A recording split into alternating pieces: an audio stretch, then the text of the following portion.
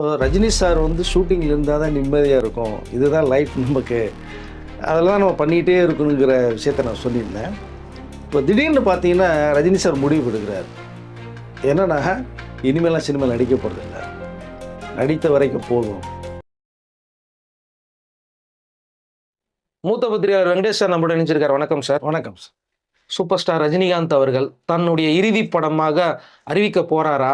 என்ன காரணத்துக்காக அறிவிக்க போறாரு? அது எந்த படம்? எதுக்காக இந்த ஒரு முடிவு? இல்லை நிஜமாவே என்னதான் நடந்தது? அவருக்கு ஒரு சின்ன ஒரு சிக்கல் ஒன்று உருவாகுது. ஸோ ராணா படப்பிடிப்பு ஷூட்டிங்கில் அவர் கலந்துட்டு இருக்கும்போது அங்கே திடீர்னு அவருக்கு ஏதோ சாப்பிட்டாருன்னு நினைக்கிறேன், ஃபுட் பாய்சன் ஒன்று கொஞ்சம் ஆயிடுச்சு. ஃபுட் பாய்சன் விட்டாங்க, கொஞ்சம் ஃப்ரீயாக இருந்தாங்க. பார்த்தா திடீர்னு உடல்நிலை கண்டிஷன் கொஞ்சம் மாறுது. மாறும்போது கொஞ்சம் ரெஸ்ட் எடுத்துகிட்டு இங்கே சென்னையிலலாம் நிறைய ஹாஸ்பிட்டல்லாம் போய் ட்ரீட்மெண்ட் எடுத்தாலும் அது வந்து சரியாக ஒரு நாள் அதாவது ரெக்கவரி வர முடியல. அப்போ உடனடியாக சிங்கப்பூர் போகலாம் அப்படின்ட்டு முடிவு பண்ணிட்டாங்க. சிங்கப்பூர் ஹாஸ்பிட்டலுக்கு கூப்பிட்டு போய் அட்மிஷன் போட்டாங்க. ட்ரீட்மெண்ட் கொடுத்துட்ருக்காங்க. உண்மையிலே அன்கண்டிஷன் ஆகிடுச்சு ரஜினி சாருக்கு. யாரும் எதிர்பார்க்கல. அவரே வந்து திரும்பி நம்ம போவோமா, தமிழ்நாட்டுக்கு போவோமா, தமிழ் மக்களை சந்திப்போமா, சினிமாவில் நடிப்போமா, ரசிகர்களை பார்ப்போமான்ற அந்த ஒரு இந்த மனக்கவலை ரொம்ப ஆகிட்டார் இதை. பட் அப்போ தான் டாக்டர்ஸ் அவங்களுடைய அப்போ தான் சொல்கிறார், ஐஸ்வர்யா என்னோட அம்மான்னு சொன்னார் பார்த்தீங்களா. இப்போ அந்த ஹாஸ்பிட்டலில் வந்து ஃபுல்லாக பார்த்தது ஐஸ்வர்யா தான், ரஜினி சார் அதை.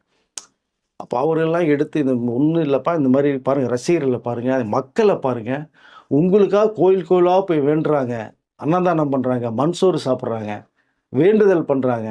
நீங்கள் நல்லா குணமாயிட்டு வந்துட்டா இதெல்லாம் செய்கிறேன்னு வேறு வேண்டுதல் பண்ணி இவ்வளோ லெட்டர்ஸு விபூதி கும்பலாக பார்சலில் வந்துருக்குப்பா, நீங்கள் கவலையப்படாதீங்க. நீங்கள் போது அப்படியே கண்ணு கலங்கி ஒரு விஷயத்தை அவர் வந்து, அதாவது ஃபஸ்ட் டைம் எனக்கு தெரிஞ்ச ஒரு வீடியோ விட்டதுன்னு நினைக்கிறேன். அந்த வீடியோவில் இதெல்லாம் தெரிஞ்சது பிறகு தான் அவர் ஒரு வீடியோ ஒன்று விடுறார். இது அவரை தேர்த்துது கொஞ்சம். நமக்காக இவ்வளோ பேர் இருக்காங்க அப்படிங்கும்போது, இங்கே எம்ஜிஆருக்கு அவர்களுக்கு பிறகு நான் ரஜினி சார் தான் இந்த மாதிரி நடந்த சம்பவத்தை நான் வந்து பார்த்தேன். இப்போ ஒரு வீடியோ விடும்போது தான் சொன்னார், நான் இன்னைக்கு மிகப்பெரிய ஒரு உச்ச நடிகராக நான் இருக்கேன், அது காரணம் நீங்கள் தான், ரசிகர்கள் மக்களும் தான்.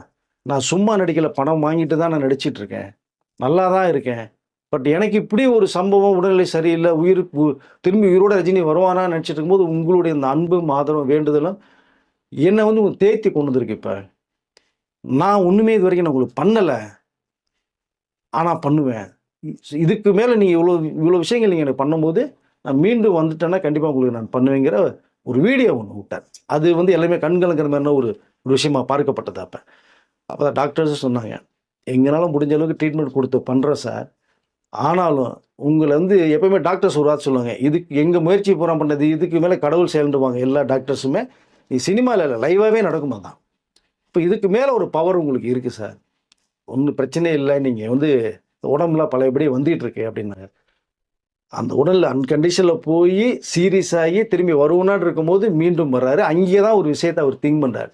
இப்போ ரசிகர்களுக்காக நம்ம எதாவது பண்ணும்போது தொடர்ந்து இனிமேல் படங்கள் நம்ம பண்ணணும். ஸோ அவர் வந்து ஷூட்டிங் போகலைனாலே கொஞ்சம் மைண்ட் டிஸ்டர்ப் ஆவார்.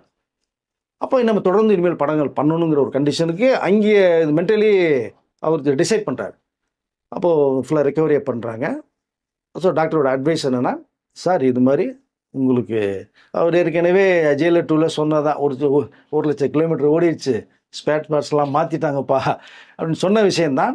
இங்கே எல்லாமே ஓகே சார் உங்களுக்கு, ஆனால் நீங்கள் ஷூட்டிங் இப்போ கலந்துக்க முடியாது, நீங்கள் ஃபுல் ரெஸ்ட் எடுக்கணும், ஏன்னா பாடி கண்டிஷன் மாதிரி இருக்குது, ரிஸ்க் எடுக்காதீங்க, டயத்துக்கு டேப்லெட் சாப்பிடுங்க, ஃப்ரீயாக இருங்கன்னு அட்வைஸ் பண்ணி அனுப்பிச்சி விட்றாங்க. இங்கே வர்றார், சென்னைக்கு நல்லபடியாக வர்றாரு. வந்து சில ரசிகர்கள் மக்கள்லாம் சந்திக்கிறார் வீட்டில். ஆனாலும் பெரிய அளவில் வெளியில் வரல அவர். இப்போ வீட்டில் இருக்கும்போது அவருக்கு மைண்டு பூரா திங்கி வரும், எத்தனை நாளைக்கு தான் டிவி பார்ப்பீங்க, இந்த படங்கள் பார்ப்பீங்க, தன்னோட படங்கள் பார்க்குறது, எல்லா படங்களும் பார்க்குறது. அப்போ ஒரு மாதிரி அவர் வந்து வீட்டுக்குள்ளேயே இருந்தோம்னா நமக்கு ரொம்ப டிஸ்டர்ப் ஆகுது. டாக்டர் போய் அட்வைஸ் கேட்குறாரு, சார் என்னால் வீட்டிலலாம் இருக்க முடியாது, எனக்கு உயிரே சினிமா தான், நான் ஸ்பாட்டில் இப்போ நின்னா தான் எனக்கு எல்லாமே வந்து நடக்கும், இது வரைக்கும் நீ சொன்னதை நான் கேட்டேன், இப்போ தயவுசெய்து நான் சொல்கிறேன் நீங்கள் கேட்டு நான் ஷூட்டிங் போகிறது வழியை சொல்லுங்கள் அப்படின்னு சொல்லும் போது தான், இல்லை ரஜினி சரி போங்க, ரிஸ்கான சீனில் ஆக்ட் பண்ணாதீங்க, இந்த கத்துறது, ஃபைட்டிங்கில் போகிறது, இந்த டைவ் அடிக்கிறது அதெல்லாம் கூடாது, மைல்டாக போங்க, வாங்க நடிங்க அப்படின்றது மாதிரியான ஒரு விஷயத்த சொல்லும்போது தான் அதோட வெளியில் வந்து தான் ஸோ படங்கள் இமிடியேட்டாக கமிட் பண்ணுறாரு, நடிக்க வர்றாரு. அப்போ அவருக்கு ஏற்ற கதைகள் செலக்ட் பண்ணுறாங்க, கொஞ்சம் ஃப்ரீயாக பண்ண ஆரம்பிக்கிறாரு. பட் ஷூட்டிங் ஸ்பாட் வந்ததுக்கப்புறம் இந்த பழைய ரஜினியை அவரே பார்க்குறது மாதிரி சொல்கிறார். என்னுடைய முகத்தை நான் இப்போ தான் பல ரஜினியை நான் பார்க்குறேன். அதாவது டாக்டர் வந்து வைத்தியம் பார்த்தாலும் அவரை ரெக்கவர் பண்ணி வந்தது அந்த ஷூட்டிங் ஸ்பாட் தான். ஷூட்டிங் ஸ்பாட்டு தான். இதற்கு ஒரு சம்பவமே சொல்கிறேனே. இப்போ எப்பவுமே சிவாஜி அவர்களை தான் கம்பேர் பண்ணுவாங்க. 9 மணின்னா 8:45க்கு மேக்கப்போட காஸ்டியூமோட சேர் போட்டு உட்காந்துருப்பாருன்னு. இங்கே நான் சொல்கிறேன், சிவாஜியில் 8:45க்கு வருவாருன்னா ரஜினி சார் 8:30 மணிக்கே வருவார். நான் நிறைய படங்கள் ஒர்க் பண்ணும்போது ரஜினி சார் நேரடியாக நான் பார்த்தவன். அப்போது ஒரு ஒரு படம் ஷூட்டிங் போகிறதுக்காக அதை புறப்படுறாரு. வீட்டை விட்டு புறப்பட்டாரு. ட்ராவல் பண்ணி போயிட்டுருக்காரு. ஷூட்டிங் ஸ்பாட்டுக்கு அது கிட்டத்தட்ட ஒரு 1 கிலோமீட்டர் ஏதோ கொஞ்சம் கேப்பு, டிராஃபிக் ஜாம்.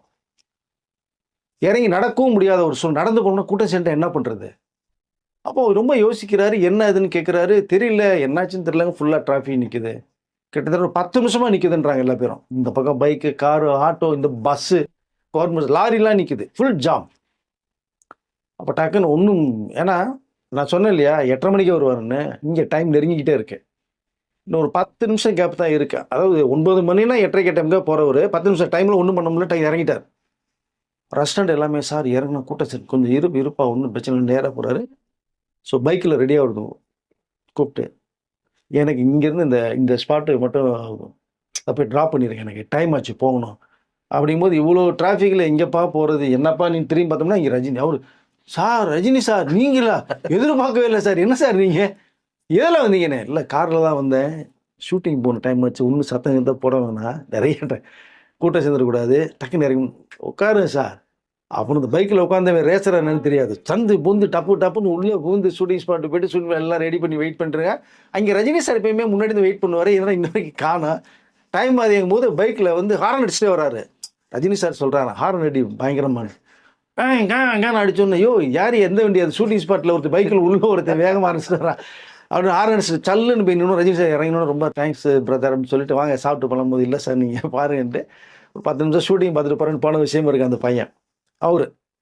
அப்போ வந்தோடனே எல்லாருமே சார் என்ன சார் ஆச்சு, காரில் இறங்கி பைக்கில் வந்து இறங்கினீங்க அப்படிங்கும்போது, யார் சார் அது, டிராஃபிக் 1 கிலோமீட்டர் முன்னாடி டிராஃபிக் நிற்குது, என்னால் டிஸ்டர்ப் ஆகிடக்கூடாது, நான் முன்னாடி உட்காந்து பிரச்சனை இல்லை, நீங்கள் பின்னாடி இருந்தாலும் கவலை இல்லைன்னா கேட்க மாட்டேன், நீங்கள் ரெடி ஆகிட்டு ரஜினி வரலைன்னா அந்த 1/2 hour லேட் ஆச்சுன்னா உங்களுக்கு டென்ஷன், ரஜினிக்கு என்னாச்சுன்னு tension, producer show Rajini sir வரலையா அவரேன்னு அவரு ஒரு இது குழப்பமே வரக்கூடாது. இங்கே வந்ததுக்கு அப்புறம் தான் இப்போ நான் நிம்மதியாக இருக்கேன். ஸ்பாட்டுக்கு வந்ததில்ல, நீ இனிமேல் எப்போ கூப்பிட்டாலும் நான் ரெடியாக இருக்கேன்னு சொல்லி உடனே மேக்கப் போட சொன்னி 10 நிமிஷத்தில் அந்த ஸ்பாட்லேயே கேரவன் இருக்குது, கேரவன் மரத்துலேயே சேர் போட்டு உட்காந்து மேக்கப் போட்டு அங்கேயே லுங்கியை கட்டி காஸ்டியூம் பார்த்து 10 நிமிஷம் ரெடி ஆகி உட்காண்டாங்க சார். இப்போ தான் சொல்கிறேன், இந்த ஸ்பாட்டில் நான் வந்தால் தான் என்னுடைய மனசு திருப்தியாக இருக்குது. அதனால் எதுக்கு சொல்ல வரேன்னா, அவர் ஷூட்டிங்கில் இருந்தால் அந்த பிரிஸ்க்கு இருக்கும், ஆக்டிவாக இருப்பார் அப்படிங்கிறதுக்கு இப்போ வரைக்குமே அவர் அந்த ஃபாஸ்ட்டு சுறுசுறுப்பாக போகிறார். அப்படி காரணம்னா அவருடைய மனசு ஷூட்டிங்கில் இருக்கணும், இந்த ரசிகர்களுக்கு மக்களும் நம்மளால் முடிஞ்ச அளவுக்கு ஒரு விஷயத்த சொல்லணுங்கிற விஷயத்துக்காக இன்ன வரைக்கும் ஸ்பீடாக இருக்கார். அதுக்காக நான் சொல்ல வந்த ஒரு விஷயம் சார் இது. இப்போ ரஜினி சார் நிஜமாவே என்ன படத்தை தன்னுடைய கடைசி இறுதி படமாக அறிவிப்பாரா, என்ன நடக்குது? இப்போ ரஜினி சார் வந்து ஷூட்டிங்கில் இருந்தால் தான் நிம்மதியாக இருக்கும், இதுதான் லைஃப் நமக்கு, அதில் தான் நம்ம பண்ணிகிட்டே இருக்கணுங்கிற விஷயத்த நான் சொல்லியிருந்தேன். இப்போ திடீர்னு பார்த்தீங்கன்னா ரஜினி சார் முடிவு எடுக்கிறார். என்னன்னா இனிமேலாம் சினிமாவில் நடிக்க போகிறதில்ல, நடித்த வரைக்கும் போதும். இது வந்து யாருமே எதிர்பார்க்காத ஒரு முடிவை வந்து ரொம்ப நாள் யோசித்துட்டு வீட்டில் போட்டு உடைக்கிறார். இதை எதிர்பார்க்கல ரஜினி சாரோட ஒய்ஃப் லதா மேம், பசங்க 2 பேரும் சௌந்தர்யா ஐஸ்வர்யா. என்ன டேடி சொல்கிறீங்க, என்னப்பா இவங்க லதா என்ன சொல்ல வரீங்க, நீங்கள் விளையாட்டுத்தனமாக சொல்லிட்டு இருக்கீங்க நீங்கள் அப்படின்னு. இல்லைம்மா எனக்கு போதும், ஏதோ எனக்கு வந்து போதும்னு எனக்கு தோணுது படம் பண்ணுறது. நிறைய படம் பண்ணியாச்சு, ஏனுங்கிற அளவுக்கு சம்பாரிச்சாச்சு, ரசிகர்கள் மக்களும் நமக்கு நிறைய கொடுத்துட்டாங்க, உங்களுக்கு நான் என்ன பண்ணுமோ பண்ணிட்டேன், பசங்களுக்கு உனக்கு எல்லாம் பண்ணிட்டேன். ஸோ எனக்கு வந்து எதையோ ஒரு நோக்கி என் மனசு போய்கிட்டு இருக்கு, படம் பண்ணுறது போதுன்னு வந்து ஏதோ உள் மனசு எனக்கு சொல்லுது. அதனால் நான் கொஞ்சம் நிம்மதியை தேடி, கொஞ்சம் மன அமைதியை எல்லாம் தேடி நான் பிறப்படலான் இருக்கேன். சுருக்கமாக சொல்லப்போனால் இந்த முத்து படத்தில் ஒரு ரஜினி போவார் பார்த்தீங்களா, நீங்கள் சாலையை மட்டும் போட்டு, அந்த மாதிரி அவருடைய மனசு வந்து சொல்லிக்கிட்டே இருக்க ஒரு விஷயத்த சொல்கிறார். கிட்டத்தட்ட அந்த ஒரு விஷயம் கண்டென்ட்டை பேசுகிற ஒரு விஷயத்தை தான் நீ முத்து படத்தில் அது லைவே வச்சுருப்பான் அந்த கேரக்டர். இது நிறைய பேருக்கு தெரியாது. அப்போது எப்படி போது இவங்க எதிர்பார்க்கல, நீங்கள் தயவுசெய்து சீரியஸாக பேசிகிட்டு இருக்கீங்க, நீங்கள் நாங்கள் அதை ஜோக்காக நினச்சிட்டு இருக்கோம். எங்கே போகிறதா இருக்கீங்க? எம்ஏஎம்ல போய் செட்டில் ஆகலான்றீங்க. ஐயோ! வீட்டே என்ன பண்ண சொல்ல தெரியல. யார்கிட்ட சொன்னால் அவர் கேட்பேன். நான் வந்து முடிவு எடுத்துட்டேங்கிறாரு. இதை கூட இருக்கிறவர்கிட்டையும் பேசிட்டாரு. அவருடைய உதவியாளர் ஜெயராமன்லாம் இருக்கான் பார்த்தீங்களா, அவர்கிட்டலாம் வேறு சொல்லிட்டார் எல்லார்ட்டையுமே. அவங்களெல்லாம் எதிர்பார்க்கல. சார் என்ன சார் சொல்கிறீங்க?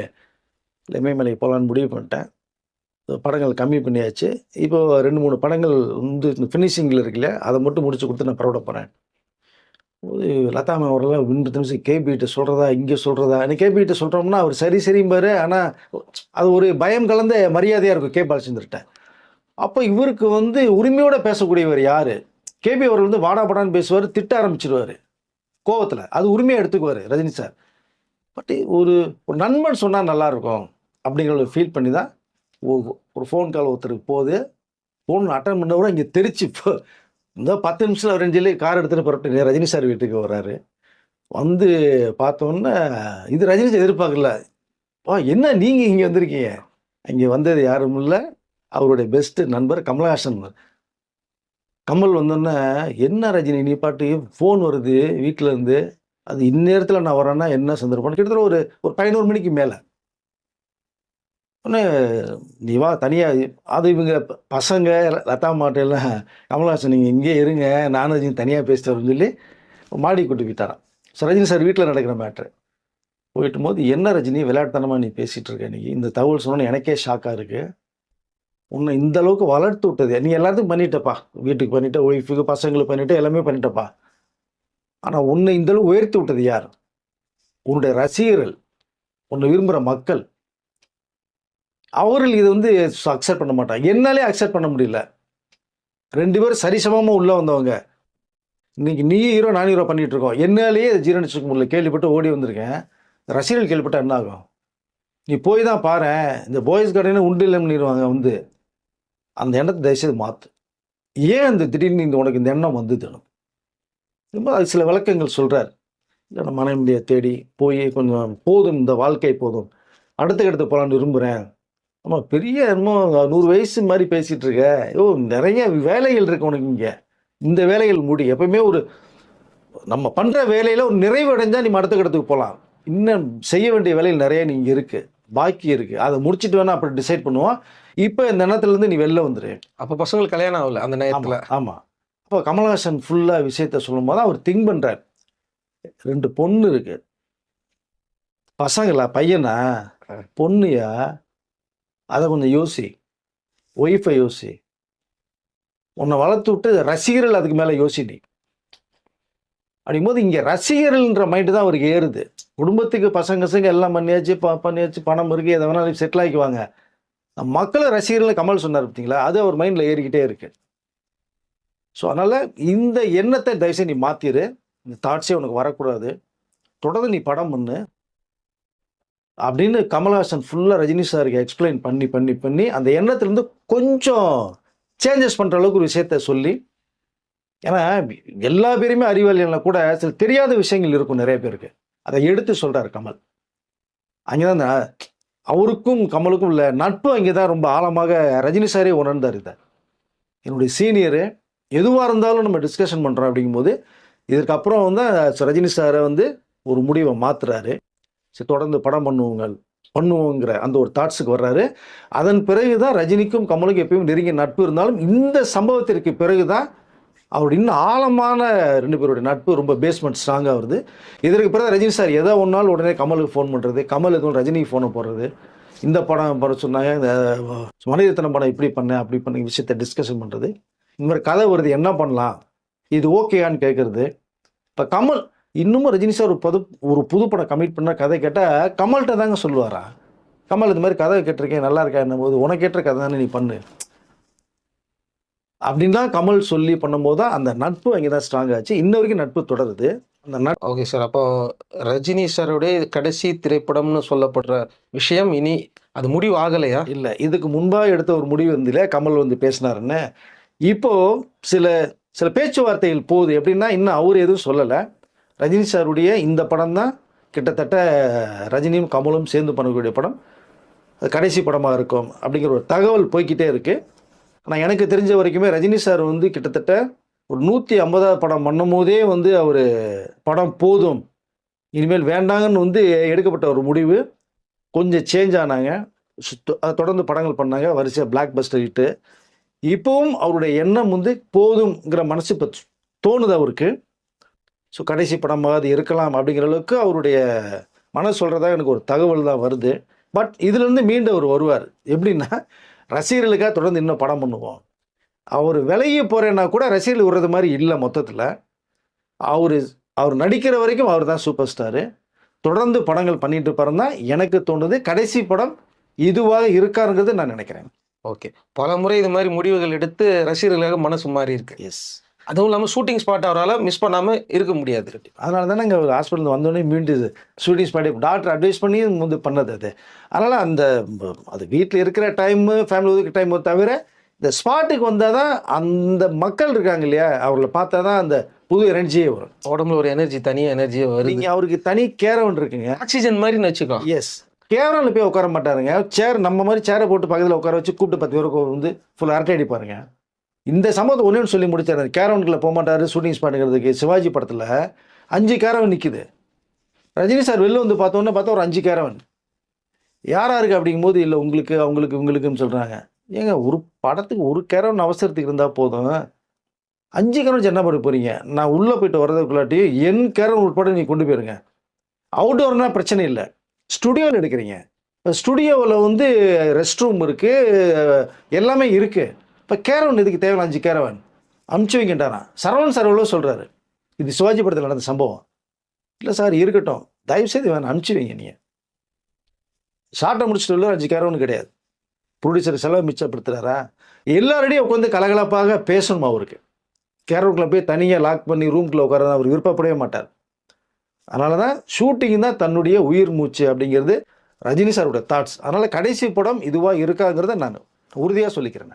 ஓகே, ரஜினி ரசிகர்கள் மட்டும் இல்லை, எல்லாருக்குமே சேர்த்து ஒரு முக்கியமான ஒரு அப்டேட் கொடுத்துட்டீங்க. அடுத்த வீடியோவில் இன்னும் அடுத்தடுத்து என்ன அப்டேட் வரப்போகுது அப்படிங்கிறத நாங்களும் வெயிட் பண்ணி பார்க்குறோம். நன்றி சார். நன்றி சார்.